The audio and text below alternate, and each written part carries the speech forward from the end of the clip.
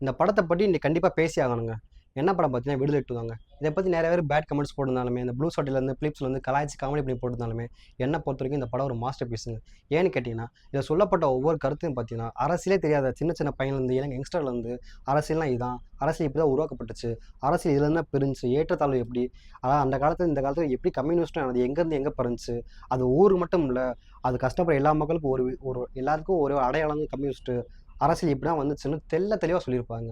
அதுவும் இல்லாம எனக்கு இது செப்பரேட்டா நெறைய கருத்து புடிச்சிருச்சு. அதுல ஒரு சில கருத்து சொல்றேன். அதாவது கொள்கையில்லா தலைவன் வந்து ஒரு ரசிகர்கள மட்டும் உண்டாக்குவான். அது வெற்றிக்கு வழிவகுக்காதுன்னு சொல்லி பார்த்தீங்கன்னா, அதுக்கு என்ன அர்த்தம் பார்த்தீங்கன்னா, ஒரு கொள்கை வேணும். அது இந்த நம்ம தலைவர் வந்து இதான் பண்றாரு, இதுதான் பண்ண போறோம், இதான் ஃபாலோ பண்ணணும்னு தெரிஞ்சுச்சுன்னா, அந்த தலைவர் இல்லாட்டியும் பார்த்தீங்கன்னா, அந்த தொண்டர் வந்து ஃபாலோ பண்ணி அது அந்த கட்சியோ ஒரு கொள்கையோ ஸ்டாப் ஆகாம போயிட்டே இருக்கும். அது அவர் தான் சொல்லி வந்திருப்பாரு. 2வது பார்த்தீங்கன்னா, ஒரு தனிப்பட்ட மக்களுக்கு பிரச்சனை, ஒரு கிராமமோ, அது ஊரோ, ஒரு சிட்டியோ அந்த பிரச்சனையப்ப ஒரு தனிப்பட்ட மனுஷன் வந்து போராடும்போது, அந்த தனிப்பட்ட மனுஷன் தீவிரவாதியா, பிரிவினவாதியா பிரிக்கப்படுறான்.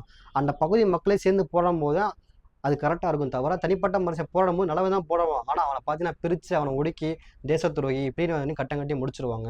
அதுல தான் அந்த பெருமாள் கேரக்டர் பார்த்தீங்கன்னா, அது ஃபுல் அண்ட் ஃபுல்லா அதான் சொல்லியிருப்பாரு. இது யாருக்கு எப்படின்னு தெரியல. ஆனா, ஒவ்வொரு யங்ஸ்டரும் இந்த படத்த கண்டிப்பா பார்த்தே ஆகணுங்க. இதான் நான் சொல்ல வரேன்.